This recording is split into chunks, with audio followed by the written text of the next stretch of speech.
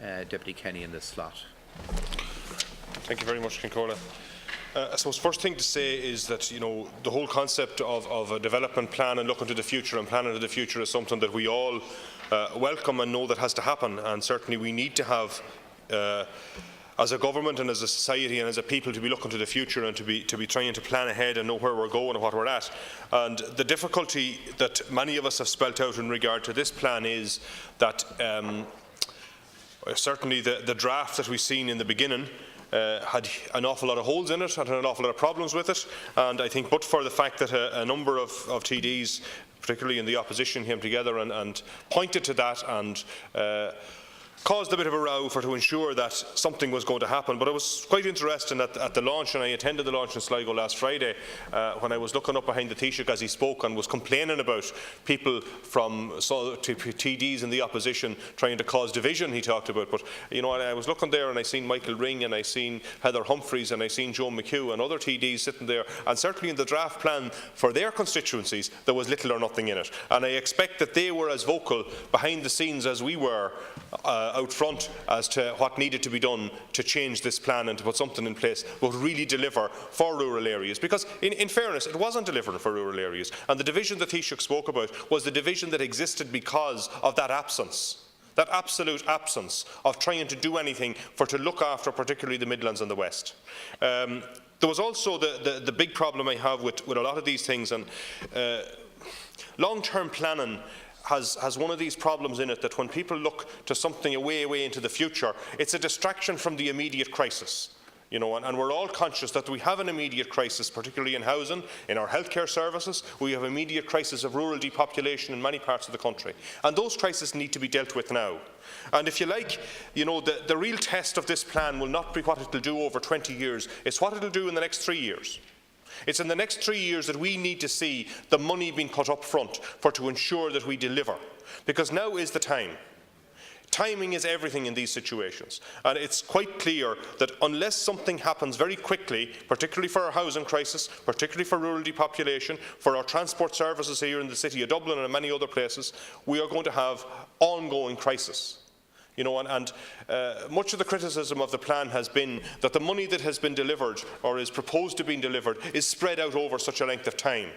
And really, unless there's a lot of front loading here, we're not going to see the benefit of it. Because part of what has to happen is that the money that's spent will leverage more money, will bring more private money out onto the field and get people working again and get things moving again. And I particularly think of rural Ireland. I've been a TD representing Sligo, Leitrim and West Cavan and South Donegal, that area, North Roscommon. We have a notorious problem with rural depopulation. We have our small schools closing down and losing teachers because we don't have any children anymore. And part of that problem is because people can't build houses in rural Ireland. Now, I know one-off rural housing is an issue in many places where there's, I feel like, an over-proliferation of them, but certainly where I come from, that isn't the problem. The problem is that we don't have any. And that's an issue that needs to be dealt with. And I know the Minister is aware of that and aware of the EPA guidelines around that. And while the problem meeting the confines of the Water Framework Directive, something had to be done with it, but the EPA went too far here. And they caused a crisis in the other direction. And I think the lesson here is that absolute rules don't work, and we need to find a solution that isn't as absolute as this one. The issue, and it was brought up at the launch of the €1 billion be spent in rural towns over the next number of years. And I think that's a good policy, if that can happen, because the policy and the proposal that's in place at the moment to help people in rural areas and in small towns to regenerate the town by doing work in it, at the moment what they get is they get up to a €40,000 loan to put a person who's on the local authority list into a house that they'd renovate. It hasn't worked, Minister. There's no take-up on it. It's not going to work. Something more substantive needs to be put in place. And if we take a place, I'm just thinking of County Leitrim, if we took 10 small towns in County Leitrim and there was €1 million spent in each of those towns, it would generate a lot of work. It would get a lot of people out there with hope again that there was something going to happen, and it would provide housing in those towns. If you give a 70% grant, the truth is that 70% grant, you'd get the most of it back in the taxes that will be generated, because when people get a grant to do something, they spend more money than what the grant provides for. And on the law of averages, with tax and excise duty and income taxes and VAT and all those things, you're going to get most of that money back, and you have the multiplier effect of when you have activity happening, that creates opportunity and creates more activity. I think that's the road that this government needs to go down, and go down that road as quickly as possible. I also want to mention, and it's an issue that I raised before, the issue of big projects, that you need big projects to happen. And one of the big projects that needs to happen is the Western Rail Corridor.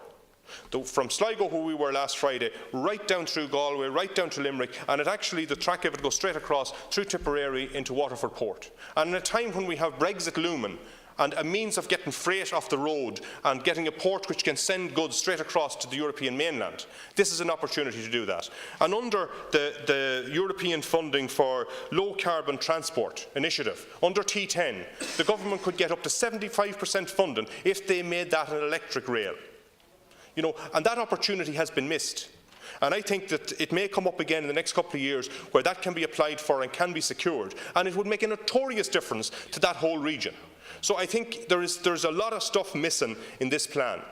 And that's really the problem that we've got, is the absence of imagination and of actually just repackaging old stuff and putting it out there and calling it a plan isn't good enough anymore. Thank you very much. Deputy John O'Sullivan, please. I'd like to share my time with Deputy Kelly and Deputy Sherlock.